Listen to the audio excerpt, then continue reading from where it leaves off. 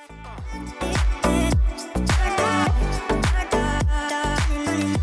welcome back. We're here with Jeremy Slade. He's a podcaster, founder of the Create Your Own Life podcast, which studies the highest performers in the world. He's had some amazing interviews on his podcast. Make sure you check it out. He's also got a book coming out here right at the first of the year, so be watching for that as well. But Jeremy, you and I have been talking about kind of building your presence, building yourself as an influencer, establishing your position, and where does the customer go, and how do we capture them and keep them? So you mentioned a word that was really, really important here, and that is trust. They come across you every now and then, and you're like, hey, what's up with the customer? You know, I had these people show up on my podcast or something, but I didn't gather any emails or I didn't gather any information. How do we build that trust? Give us kind of a flyover what your perspective is on that.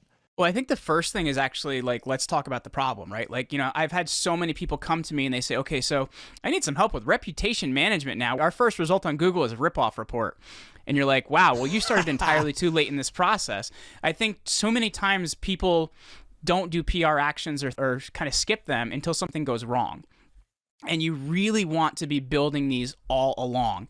And whether that could be community events, whether that could be different charities you're working with, whether it's the media that you're doing, but this should be an action that you do each and every day, each and every month, you know, new business awards, Inc. 5000, whatever it is, you should be doing these things all the time. I find too often business owners wait until there's a problem, and then those things are really hard or really expensive to get because you have a problem. So I think first and foremost, it's getting that out of your head. Like, okay, I'm only going to do this when something goes wrong. This is a lot of what our entrepreneurs go through on a daily basis, or all entrepreneurs go through on a daily basis. And really, if you're running a business, you should be thinking about these things. Even CEO of a public company, I think about these things every day, and I know our single operator business owners do. But the first thing you said, you used the phrase all the time. And I think that's incredibly important because people swoop in thinking they can show up, do the deal, and boogie on out of there. And that's a bunch of BS in my mind. That's not a relationship. That's a transaction. People don't want transactions now. They want relationships, and they want to exchange product and service during that relationship. So something we've been pushing, Jeremy, is, and I love this phrase, I want to share it with you. Presence creates trust. Presence creates trust, because you don't get to do the deal without the trust you said.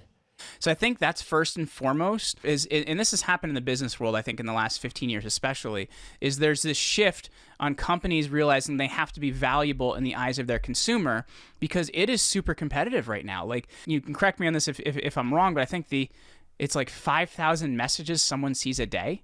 So why are they going to remember yours? Too many people look at what is even exchange.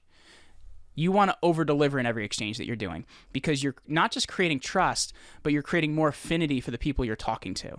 And I think that's where it's really at, because then they're willing to tell other people about you. And when you create evangelists for your brand and your consumer, that's a big deal.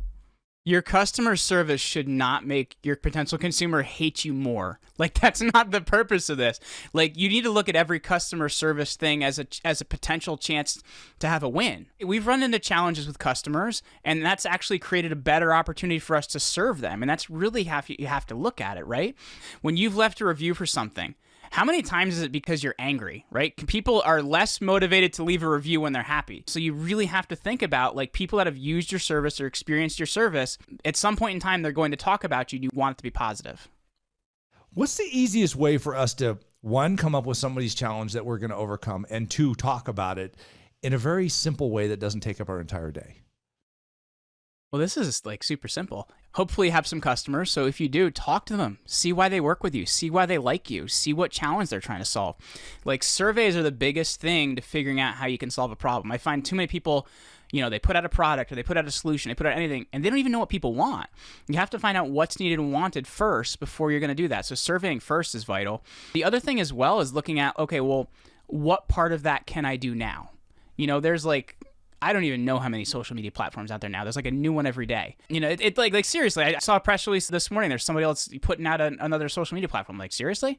So like, find the one that you can confront and the one that you know your audience is on. I know for us, we do extremely well on LinkedIn. So yeah, I'm on the other platforms. Like, I've got the blue check mark on Twitter and Facebook, but like, I spend most of my time on LinkedIn because that's where my audience is. So you want to find out what works for you, where your audience is, and talk to them there.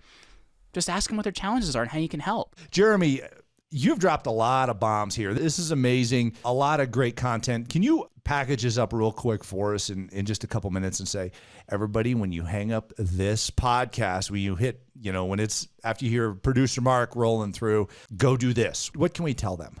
Well, the first thing is find out what's already out there, because I think that's where people already mess up, is they try to put their ideas out there. And I did this the first time. Like the first version of my podcast was called Rock Your Life. Somebody already had it and it was trademark, which means I couldn't do it. So you want to find out what's already out there, then find out how you're different from that, and find out who the influencers in that space are so you know where your listeners are. The other thing then would be to really figure out, okay, what is the content platform I'm going to focus on? Is it a podcast? Is it YouTube? Is it Twitter? Is it Facebook? Whatever it is, focus on one platform. And then I would say, I find interviews, whether they're in written form or whether they're in verbal or video like we're doing now, is the best way to connect with people because it establishes networking and also positioning. So interview people in your niche. So figure out what's out there, differentiate, pick a platform, find out who the influencers are, interview them, then get yourself interviewed. Like that is going to be the biggest thing to really getting out there and getting seen and known and heard and trusted. Perfect. Great information. Jeremy Slate, founder of the Create Your Own Life podcast, on a 2-part series here. Thanks for all of this amazing marketing and sales information, man. And I do have a question for you that I ask every guest on the show. Our listeners love to hear this. Jeremy, how do you start your day with a win? So I take a cold shower every morning, and when I get through it, I'm like, man, I did it today. The hardest one I ever took is on a ski trip up in Lake Placid. I've never felt water that cold before in my entire life. So I start every morning with a cold shower, and it has a few benefits, man. It wakes you up more than you've ever been woken up before is one of them. But it also supports your immune system. It supports fat loss because it actually, works on the thermogenic fat in your body to make it burn other fat. So it's a really good thing, good way to start the day. And if you can do that, man, you'd be surprised what things you can do after that. Awesome. Thanks, Jeremy. Appreciate you being on the show. And you got a baby coming here real soon. Congratulations on that. Thank you. And thanks for starting your day with a win. Thanks for having me, guys.